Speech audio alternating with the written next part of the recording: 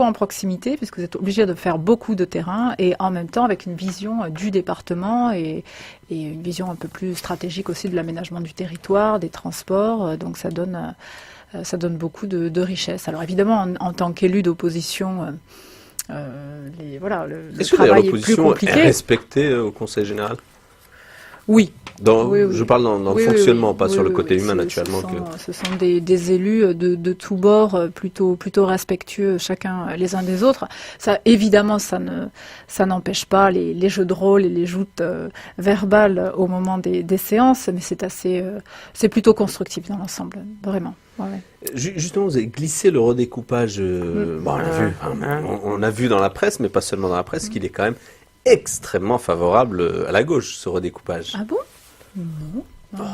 Allez. Non, je pense que c'est un redécoupage. D'ailleurs, votre canton, il est super bien coupé, puisque vous avez aujourd'hui un écolo qui est sur une partie du futur canton, et vous sur l'autre partie. C'est parfait pour vous.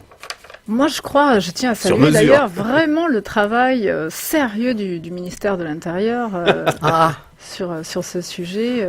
Non, vraiment, je pense qu'on a un travail qui respecte les territoires. Vous le dites en souriant. Non, pas du tout. Il n'y a pas de redécoupage, de charcutage de villes, etc. Voilà, ça respecte les bassins de vie et les cohérences territoriales. Vous êtes sûr qu'il n'a pas repris le manuel de ses prédécesseurs sur les découpages, non? J'étais pas avec eux en train de faire les redécoupages, mais je vois le résultat, et le résultat me paraît cohérent avec les bassins de territoire et les territoires. Et au moment où on cherche 50 milliards, où on trouve qu'on a beaucoup de politique, quand même un peu trop dans cette nation, entre les millefeuilles, je ne sais plus combien on a de représentations, mais que c'est off the record en Europe. Est-ce que la parité vous semblait justifier quand même d'augmenter encore le nombre de conseillers généraux? Mais le nombre de conseillers généraux n'est pas augmenté, au contraire. Sur le département, si. 39-42. Si on passe de 39 à 42. C'est vraiment à la marge, je pense. Oui, mais s'il ne fallait pas plutôt aller... Je crois vraiment que c'est un discours qui est plutôt dangereux de penser que les politiques coûtent cher. Les politiques, c'est la démocratie. C'est mais les autres, ils sont démocrates aussi. Quand on a un fonctionnement démocratique un bon fonctionnement démocratique, on a des élus. C'est évident, je veux dire. Oui, mais pas autant de strates, parce que les autres pays européens qui n'ont rien à nous envier en matière de démocratie. C'est le millefeuille institutionnel qui est plutôt peut-être à clarifier, mais je pense qu'on va dans ce sens. On est en train d'aller à la clarification. C'est une mauvaise ou une bonne chose, la future disparition d'un certain nombre de conseils généraux? Dans l'absolu, ça ne peut être qu'une mauvaise chose, sauf si c'est remplacé et si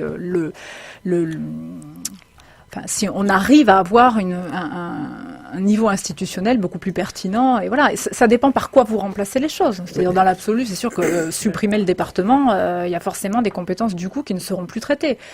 Par contre, si vous avez une nouvelle organisation territoriale qui permet de faire des économies, etc., pourquoi pas? Là, j'ai pas les éléments. Est-ce que la réalité, c'est qu'on n'est pas dans un pays qui vit au-dessus de ses moyens, notamment à travers les différentes prestations sociales, et qu'à un moment ou à un autre, il faudra se poser la question? Les prestations sociales? Oui, notamment. Enfin, est-ce qu'aujourd'hui la France a encore les moyens d'avoir un RSA? Est-ce qu'elle a encore les moyens d'avoir un certain... Mais c'est une question qui se pose. En tout cas, la droite le pose assez régulièrement. Écoutez, moi je ne vois pas comment on peut remettre en cause le RSA, le minimum vital pour quelqu'un. Je ne vois pas comment on peut remettre en cause ça. Que l'on vive au-dessus de nos moyens, je pense qu'effectivement, il y a d'autres économies à faire, peut-être d'autres économies à faire. Pas sur les solidarités. Je rappellerai, M. Labic, que c'est la droite qui a voté le RSA à tout hasard. Mais c'est la droite qui aujourd'hui commence de plus en plus à dire bon, il faudrait peut-être qu'on baisse le niveau social. C'est Michel Rocard qui avait fait le RMI. Moi, je trouve intéressant l'expérience italienne, parce qu'il y a un gars qui veut faire un plan de relance de 90 milliards d'euros. C'est Matteo Renzi. Et évidemment, il prévoit un certain nombre d'économies. Et notamment, il prévoit de supprimer, devinez quoi? Allez-y. Le Sénat italien. Il trouve que le bicamérisme, ça coûte trop cher. Et lui, il parle du train de vie des élus et pense que les concitoyens sont dégoûtés. Alors voilà, c'est quand même amusant de voir Enfin, je veux dire, un responsable à un moment donné, politique de ce niveau qui tient ce discours. Oui, parce que Peut-être qu'effectivement le bicamérisme. la dette en France ne Je sera pense pas réduite ni comblée parce qu'on supprimera le Sénat. Enfin, Non, vous voyez, à un il moment n'a pas donné, il faut prévu être que ça, sérieux. mais Quoi. c'est un exemple parmi d'autres qui cite. Moi, je pense que les politiques. Sur des Après, je exemples suis symboliques. pas pour. Évidemment, on peut symbolique. réorganiser les choses, mais les politiques et les élus, c'est la garantie d'une Mais bonne évidemment, démocratie. Voilà, évidemment, c'est mais tout. on n'est Je veux pas dire, obligé d'en mais- avoir autant. ben, pourquoi Ouais, d'ailleurs, je veux dire, à un moment, faut aussi comparer ce qui est comparable. Vous avez des entreprises et des PDG qui qui gagnent des millions d'euros par an. Est-ce que voilà, il n'y a pas aussi des sources d'économie à un moment donné à faire là? Non, mais- Pourquoi les élus Oui, le matin, qui ça- sont quand même des gens de Oui. terrain qui n'ont pas de statut pour la plupart, qui travaillent Moi, au je suis assez d'accord, quotidien? hein. Je suis désolé, je veux dire, ce à un soir, moment je suis donné, assez c'est d'accord. la démocratie. Je peux C'est- essayer de trouver. Non, mais moi je suis assez un d'accord autre parce que discours quand on regarde que l'un bien ou dans une l'autre. commune, qui touche Ah, c'est pas- je- réellement un salaire. Je sais pas les élus locaux hein, dont je parlais. Ce Je parle sont pas les des maires élus adjoints locaux. et éventuellement le maire, quoi. Parler, Donc c'est pas ce qui coûte le plus dans ce pays. Non, mais Il y a ce- des maires qui sont à 600 euros par mois, c'est pas avec ça qu'ils vont vivre. hein. Bah, C'est- exactement. c'est Ouais. exact. Ce qui est en Donc cause- vous abondez dans l'autre sens. Ce qui est j'ai en pas dit le cause, contraire, mais ce j'ai qui pas est en tenu cause, notre ce C'est ne le sont pas millefeuille les élus locaux, institutionnel, donc c'est vous savez. l'incapacité depuis 20 ans de la France d'accoucher d'une réforme institutionnelle Voilà, ça, je suis d'accord qui avec explique ce millefeuille qui coûte cher. Et Albert Camus disait, quand on est en haut, on s'oblige. Eh bien, avant de demander des efforts à ceux qui sont en bas, ceux qui sont les plus Non, mais faibles, on Je suis s'oblige d'accord à les avec faire vous, mais soi-même. il ne faut pas personnaliser, c'est ça que je veux dire. Et en cherchant toujours les boucs émissaires, on est dans un discours ambiant où Ouais. la défiance vis-à-vis de la politique, elle est tellement énorme qu'à un Bon. moment donné, ça va devenir un problème Oui. pour la Je vais démocratie. vous dire, moi, Donc, voilà, faut faire attention. On va Mais passer je suis à la d'accord, politique en tant que telle, parce que là, on discute. Mais moi, je suis totalement d'accord avec Fanny et Hervera Oui, ce soir. sauf sur les chefs d'entreprise. Je suis d'accord que certains gagnent peut-être beaucoup, mais enfin, il y a des footballeurs qui C'est gagnent justement. encore plus. Mais il faut quand même pas oublier une chose, c'est que la richesse d'un pays, elle dépend Même sur les chefs d'entreprise, je suis de la d'accord. richesse Je créée suis tout par les à fait entreprises. d'accord avec vous, Pierre. Voilà. Et si je me suis mal exprimée, je suis moi pour valoriser la prise de risque et pour valoriser les personnes Voilà. qui ont le courage de créer quelque D'ailleurs, chose, j'avais de une créer des question à ce emplois. propos. Donc c'est pas du tout ça que je veux dire. D'accord. C'est évidemment avec les dérives financières que l'on rencontre et tous les actionnaires qui peuvent gagner des millions et des millions, qui pour le coup ne s'engagent pas beaucoup pour la collectivité. Et quoi qu'il arrive, ça leur rapporte. Enfin, ceci Voilà. dit, de temps en J'avais temps, une il y en a qui question sont pas mal. d'ailleurs Allez-y. sur le Ouais, rapport bon, des élus et de l'entreprise, hein, puisque on est arrivé, je crois, à 5% de députés. Je ne croyais pas que je ne fais pas Moins une de fixette 5% sur les de élus. salariés, Moins ouais. de 5% de députés qui ont été salariés de l'entreprise. Je crois que dans les autres strates, c'est mieux. Ça explique peut-être cette difficulté, ce rapport à l'entreprise si compliqué dans notre pays, alors que je crois que François Hollande vient de le prouver avec son pacte de responsabilité. C'est quand même l'entreprise qui crée les emplois et qui crée des richesses indispensables au pays.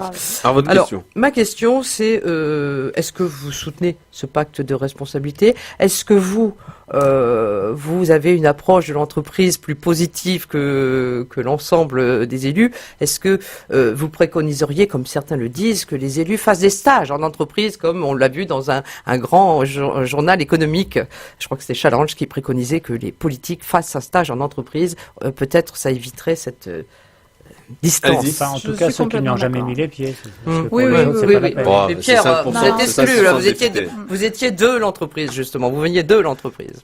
Non. Non, je redis ce que je viens de dire. L'entreprise, c'est la richesse du pays. Donc, il faut absolument encourager, faciliter la création d'entreprises, soutenir nos entreprises Oui. françaises. Ça, c'est une évidence.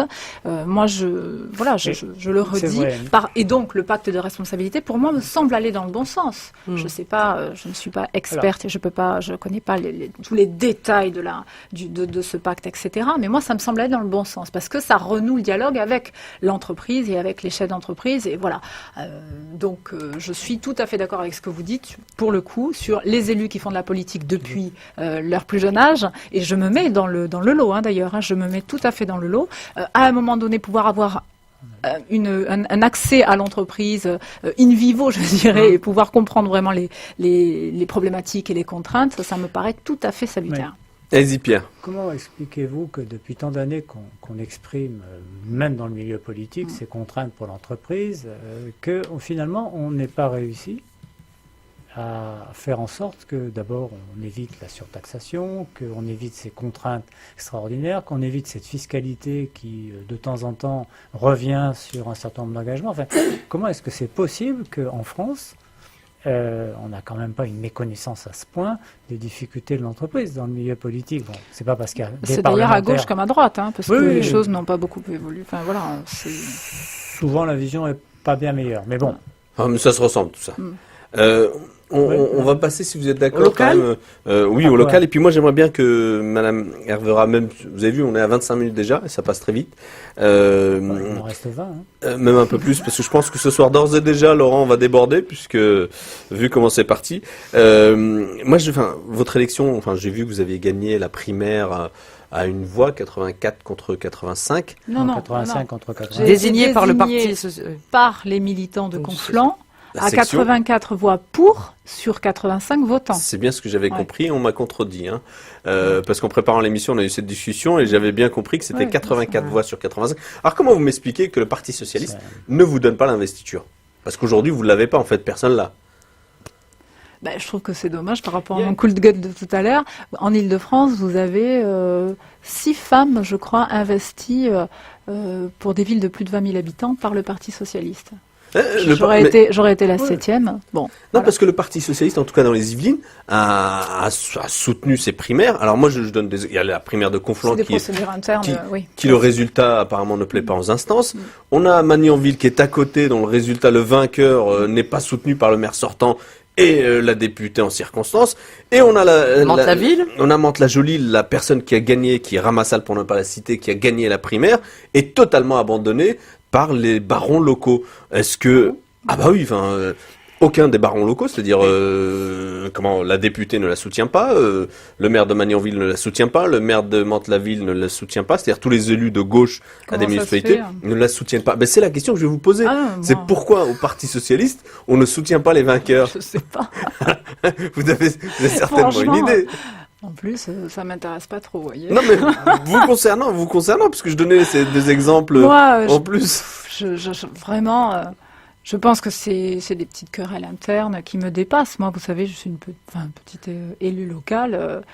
Petite élue locale, vous êtes évidemment, conseillère régionale, vous n'êtes pas quand même Général. petite En général. élue Bien sûr que si. Et puis, locale. j'ai surtout l'ambition En de tout ma cas, vie. Allez, je vais mettre Après, les pieds dans le plat. Est-ce moi, qu'on le vous PS, reproche pas votre relation avec Manuel Valls et votre Avec proximité? Manuel Valls avec Oui, la ma relation proximité politique. Ah, bon, d'accord. Ah, la c'est pro- un scoop, Vous là. l'avez bien C'est un compris que c'était la C'est un scoop. Vous l'avez bien compris que c'était la proximité politique que vous avez avec Manuel Il Valls. dérape souvent. sais hein. pas. Non, non, c'est absolument pas un dérapage, absolument pas. C'est votre proximité politique avec Manuel Valls et en sachant que le département des Yvelines Je sais pas est du tenu tout. par Benoît Hamon. Je vous dis, tout ça me dépasse. Moi, je trouve ça juste triste, parce que moi, je suis socialiste depuis des années, que j'ai fait les choses dans l'ordre, Qu'est-ce qui et que je pense que je paye certaines choses qui me dépassent pour le coup. Oui, alors, Que je qui vous paye dépasse, mais ceci dit, peut-être comment dire, la démission de Philippe Esnol du Parti Sénateur maire socialiste de avec Conflans. grand fracas. Bon, voilà, sénateur maire de Conflans.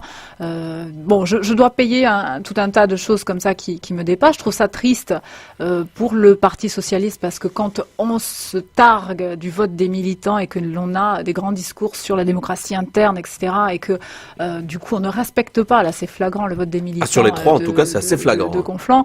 Enfin, moi je parle pour Conflans, je connais moins les autres situations. Je trouve ça assez triste et je trouve ça dommage. D'abord pour le fonctionnement du parti, du coup, parce que ça me semble un dysfonctionnement pour le coup, et je sais pas trop où ça peut nous mener. Et puis je trouve ça triste pour les militants. Vraiment, qui pour le coup sont des bénévoles, croient en leur territoire, s'engagent auprès de quelqu'un et leur vote est complètement méprisé et bafoué par pour des questions de querelles, je pense internes, de petits clans, écoutez, c'est triste en fait, mais j'ai pas d'autre avis. Moi, ce qui m'intéresse, c'est de travailler. Pierre. Enfin bon, vous êtes. J'admire votre modestie de petite élue locale. Bah oui, Ceci étant, vous allez sans doute être maire de Conflans, je l'espère. qui n'est pas une mince responsabilité. D'une belle ville d'ailleurs. Une belle Je ville. dirais que c'est vous mettre encore plus en avant qu'au Conseil général. Là.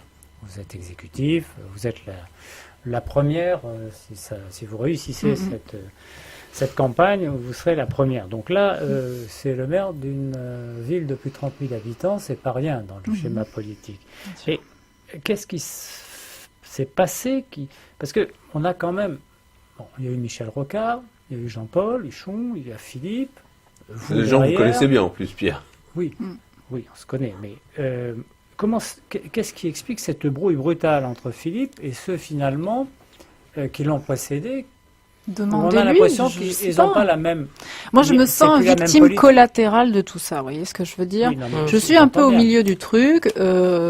Moi, j'ai bossé pendant 6 ans sur cette ville et parce que j'adore cette ville et que je m'y suis sentie bien, j'ai voulu m'y impliquer à 250% et c'est ce que j'ai fait.